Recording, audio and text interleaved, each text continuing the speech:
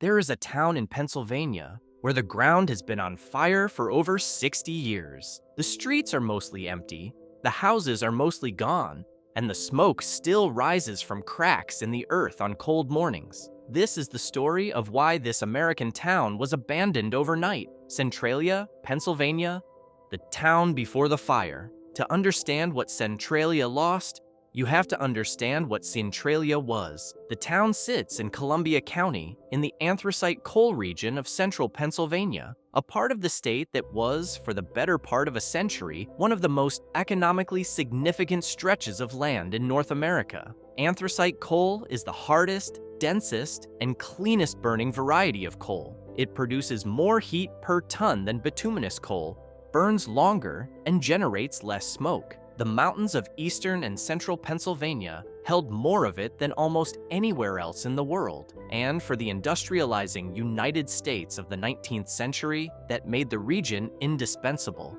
Where the coal was, people came. Towns formed around the mines, the way towns always form around the thing that pays the bills.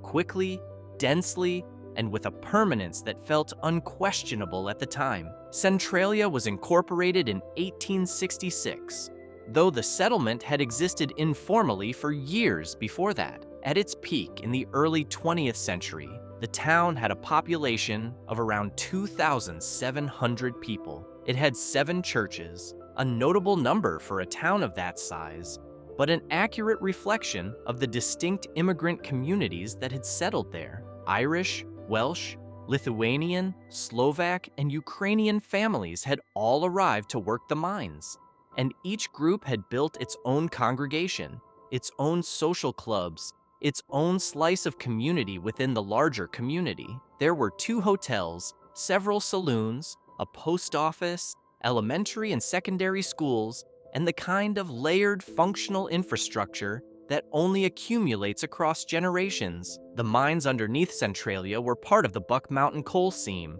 a rich vein that had been worked since the mid-1800s by a succession of mining companies. Extraction had left an extensive network of tunnels, shafts, and excavated chambers beneath the town and the surrounding hillsides over more than a century of operations. The ground beneath Centralia was, in a very literal sense, hollow in places. Not everywhere, and not in ways that created immediate instability. The mining had been conducted with the standard practices of the era, but the underground was no longer solid.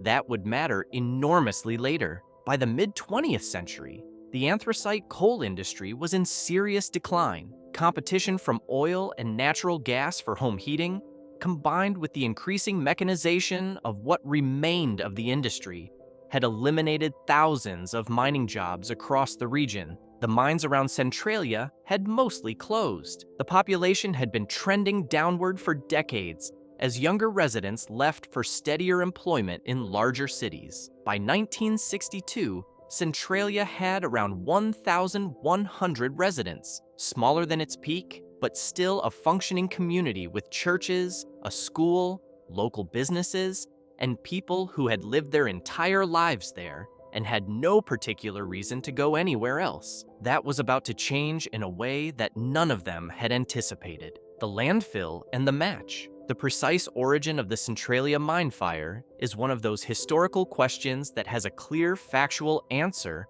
and a complicated political one, and the political one has never fully been resolved. Centralia's borough council had been using an abandoned strip mine pit at the edge of town as a landfill, a common enough practice in mid-20th century Pennsylvania, where the landscape was already so thoroughly altered by mining that an open pit was as good a place as any for the community's trash. In the spring of 1962, in preparation for the upcoming Memorial Day weekend, the Centralia Volunteer Fire Company was authorized to burn the accumulated waste in the pit, as they had apparently done in previous years, reducing the volume before the holiday. On May 27, 1962, the fire was set. It was extinguished, or appeared to be, but something in the pit continued to smolder. An ember, or a section of material that hadn't fully burned, made contact with an exposed vein of the Buck Mountain coal seam at the base of the pit. The coal caught. and because the old mine workings beneath that pit connected to a much larger network of abandoned tunnels, passages, and chambers extending under the town and the surrounding hillsides, the fire found exactly the kind of environment in which it could survive indefinitely. Oxygen fed through the natural fractures in the ground, unlimited fuel in the coal seam, and no accessible surface where firefighters could reach it. There is a persistent historical debate about whether the 1962 landfill fire was truly the original ignition, or whether an earlier fire from a previous landfill burn in 1932 or from undocumented burning in the 1950s had never fully extinguished and was simply rekindled in 1962. The Pennsylvania Department of Environmental Resources investigated the question extensively in the 1980s and concluded that the May 1962 fire was the most probable origin. Independent researchers and some local historians have questioned that conclusion, and the argument has never been definitively settled. What isn't disputed is what happened in the weeks and months after the fire was lit. Attempts to extinguish it began almost immediately. A trench was excavated in 1962 to cut off the fire's access to oxygen and adjacent fuel. It failed. In 1963, fly ash, a fine-grained material used to suppress combustion in mine fires, was pumped into accessible parts of the mine workings. It failed. In 1967, another remediation effort flushed water and additional suppressants into the burning area. It also failed. Each approach was complicated by the same fundamental problem. Nobody had a complete and accurate map of the mine tunnel network beneath Centralia. More than a century of overlapping mining operations by different companies, combined with records that had been lost, destroyed, or never kept in the first place, meant that the true extent of the underground network was unknown. The fire moved through passages that engineers didn't know existed, bypassing containment efforts and establishing itself deeper in the seam. By the late 1960s, it had been burning for the better part of a decade with no end in sight, and the full weight of what that meant was only beginning to register. Living over a fire. For most of the 1960s and into the 1970s, Centralia's residents went about their daily lives with a fire burning beneath them that they could not see and largely could not feel. The occasional wisp of smoke from a crack in the ground, the faint sulfurous smell on certain days, these were things people noticed and mentioned and filed away. The fire was a local news story.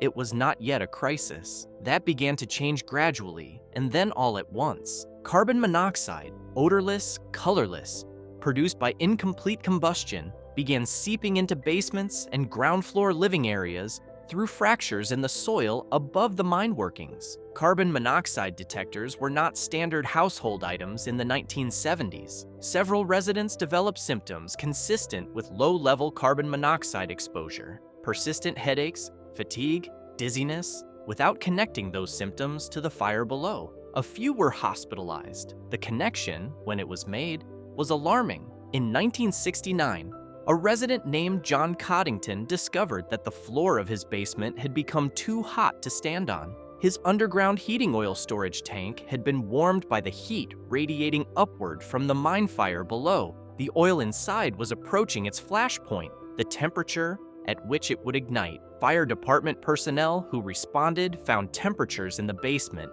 that were well above normal. The situation was alarming enough to attract local attention, but not alarming enough to produce a coordinated government response. Throughout the 1970s, the state of Pennsylvania allocated funds for study and for periodic remediation efforts, but the scale of those responses remained inadequate relative to the scale of the problem. Engineers struggled with the fundamental issue that the fire's location and extent underground were only partially known. Every new assessment seemed to produce a larger estimate of the burning area than the previous one. Residents during this period described their situation with a mixture of frustration and a particularly Pennsylvania kind of stoic resolve. People stayed because they had always been there, because their families were buried in St. Ignatius Cemetery on the hill above town, because leaving meant admitting that the place they had built their lives around was no longer safe. And that was not an admission that came easily to people who had watched their town survive the decline of the coal industry and expected it to survive this too. As longtime resident Helen Wammer told a reporter in the early 1980s, "This is my home. This is where I raised my children. I'm not going to walk away from it because some people in an office somewhere tell me I have to." The sinkhole. Everything changed on February 14th, 1981, and Todd Dombrowski was 12 years old. He was in the backyard of his grandmother's house on South Locust Avenue in Centralia when the ground simply opened beneath him. A sinkhole caused by subsidence in the mine workings below collapsed without any warning. No cracking sound, no gradual settling, just a sudden void. Todd fell into a hole that witnesses and investigators later estimated to be roughly 150 feet deep. With steeply angled sides, he managed to grab onto an exposed tree root near the top and hold himself there. His 14-year-old cousin Eric reached him and pulled him out. Todd was uninjured. He was also extraordinarily lucky in at least two distinct ways. He had caught that root, and he had been rescued quickly. The hole he had fallen into was actively venting carbon monoxide at concentrations that would have been fatal within minutes at the bottom. The gas was being driven upward by the heat from the fire below. A few minutes longer, at any depth, and the rescue would have been a recovery. The story broke nationally almost immediately. A 12-year-old had been nearly swallowed by his grandmother's backyard in a small Pennsylvania town. The hole vented poison gas. The ground in a residential neighborhood was actively unstable and dangerous. These were images and facts that were very difficult to abstract or dismiss, and they forced the story of Centralia, which had been trickling through Pennsylvania news for years, into national media coverage for the first time. Federal attention, which had been peripheral and underfunded for years, became central and serious. Congress began allocating meaningful funds for a comprehensive assessment of the fire and, critically, for the first real consideration of whether the remaining population should be relocated rather than the fire extinguished. The scientific assessment that followed over the next 2 years was thorough and deeply discouraging. The fire had spread further than any previous estimate. The coal seam beneath the town contained enough fuel, by the most conservative estimates, to sustain combustion for up to 250 years. Extinguishing it completely would require excavating essentially the entire mine-affected area,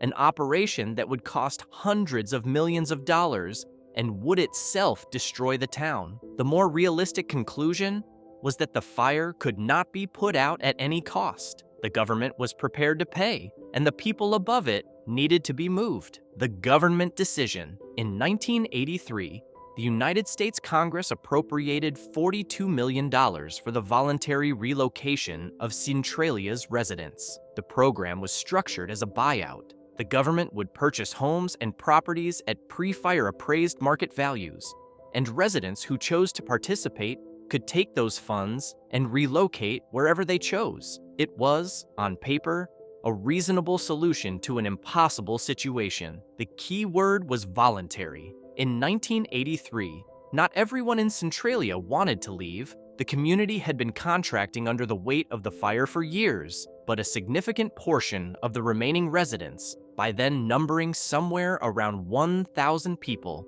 were deeply reluctant to go. Some were elderly, with no realistic prospect of starting over in a new place. Some had their entire social world in Centralia, neighbors, family, church, the routines of a lifetime. Some simply refused to accept that the government had the right, or the standing, to tell them they had to abandon land their families had owned for generations. The buyout proceeded unevenly through the mid-1980s. Many residents accepted the offer and left. As houses were vacated, they were demolished, and the physical transformation of the town accelerated. Blocks that had been fully built, houses next to each other, yards, fences, porches, became flat, grassy, empty lots with nothing on them but the original street grid and the occasional concrete step that led to a front door that no longer existed. The street lights still worked on some blocks long after the houses were gone. By 1990, most of Centralia's residents had relocated, but a core group remained. Somewhere around 60 people who had either not taken the buyout offer or had refused it outright. In 1992, Pennsylvania Governor Robert Casey invoked eminent domain over all remaining residential properties in Centralia. The government was no longer asking.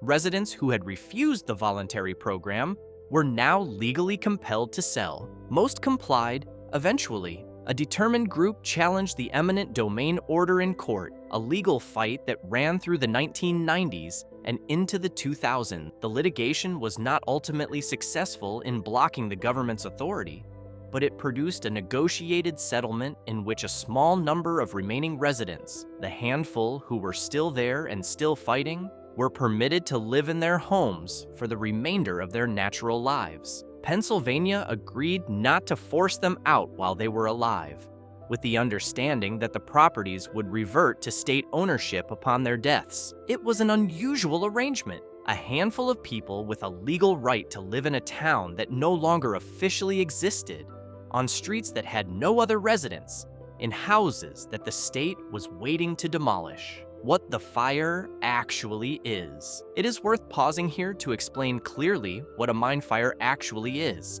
because the scale of what's happening beneath Centralia is genuinely difficult to picture from the surface. Anthracite coal burns at temperatures between 800 and 900 degrees Celsius, roughly 1,500 to 1,650 degrees Fahrenheit, underground, where there is no rain to extinguish it, and where the natural supply of oxygen through fractures and mine shafts sustains combustion. A coal seam fire can maintain those temperatures indefinitely. There is no practical ceiling on how long it can burn as long as there is fuel and air. The fire beneath Centralia is not a single flame or a localized burning area. It is a distributed combustion zone that has migrated through the mine network over decades, following the coal seam wherever it leads. By the 2000s, it was estimated to cover an area of several hundred acres underground and was still spreading, primarily in a northeastern direction,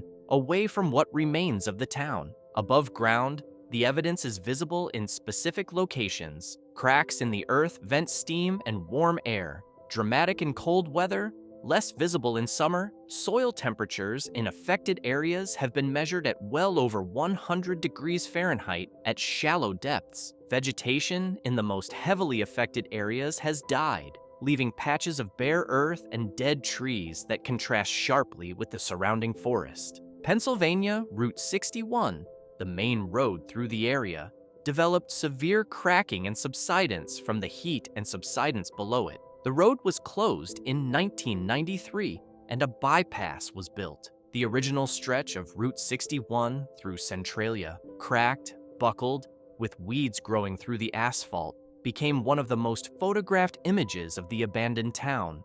A stretch of road going nowhere and coming from nowhere, with steam rising from the ground beside it. Pennsylvania officially rerouted and redesignated the highway. The old stretch of road still exists and is accessible on foot. It has been graffiti covered by visitors for decades. It is, by most accounts, exactly as eerie as it looks in photographs. The holdouts, the people who refuse to leave Centralia, are one of the more remarkable human stories in the entire saga of the town. Not because their decision was rational from any external standpoint, but because of what it says about the relationship between people and the places they call home. It is very easy, from a distance, to look at a town with a fire burning under it and conclude that leaving is obviously the correct choice. It is much harder when the place in question is the only home you have ever known. By the mid-2000s, Centralia's population had dwindled to fewer than 20 people. By 2010, the U.S. Census recorded 10 residents. More recent informal counts suggest somewhere between 5 and 10 people still live there, the number fluctuating slightly depending on the season and how one counts. The people who stayed are not, by all accounts, oblivious to the situation. They know the fire is beneath them. They are aware of the air quality risks. They understand that the ground could subside without warning in certain areas. They have simply decided, some of them decades ago, and some of them repeatedly in the years since, that this is where they live, and this is where they intend to remain. One of the more publicly known figures among Centralia's later years was John Lakidis, who operated a convenience store in the near-empty town for years after most residents had gone, serving the handful of remaining residents and the growing number of curiosity-driven visitors. He eventually closed and relocated when the customer base had contracted to the point where a store could not function.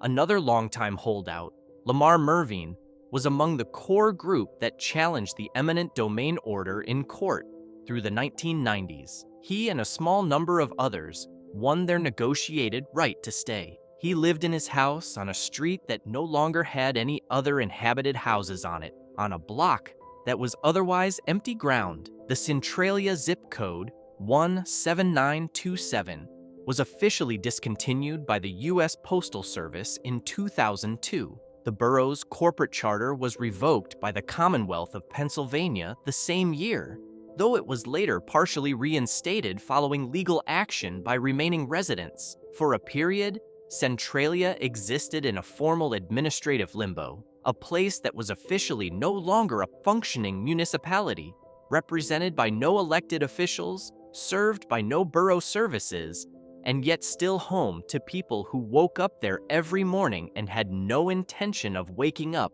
anywhere else. The fire's future. One of the uncomfortable facts about the Centralia mine fire is that there is no realistic plan to extinguish it, and there hasn't been for decades. The estimates produced in the 1980s suggesting the fire could burn for up to 250 years, given the available coal in the Buck Mountain seam, have not been significantly revised since. The fire has continued migrating through the mine network, spreading primarily in a northeastern direction away from the former residential footprint of the town and into terrain that was never part of Centralia's inhabited area. It is, at this point, as much a geological event as a man-made one, a combustion process operating on a timescale and at a physical scale that is entirely indifferent to what anyone on the surface thinks about it. The Pennsylvania Department of Environmental Protection monitors the fire through a network of subsurface temperature probes, periodic gas sampling at surface vents, and ground survey work that tracks changes in the fire's boundaries and movement. The monitoring program is not oriented toward extinguishment. It is oriented toward tracking the fire's behavior, identifying new areas of surface risk, and ensuring that the small remaining population and any visitors are not exposed to dangerous conditions without warning. Academic researchers have modeled the fire's probable future path using subsurface temperature data and coal seam mapping. The general consensus is that the fire will continue its northeastern progression through the available fuel, burning for decades to come before the coal in its path becomes exhausted. A precise end date is not calculable. The underground conditions are too complex and too incompletely mapped for that level of precision. What is certain is that on any given winter morning in what used to be Centralia, the steam still rises from the ground on the hillside above the empty streets. The temperature probes still register.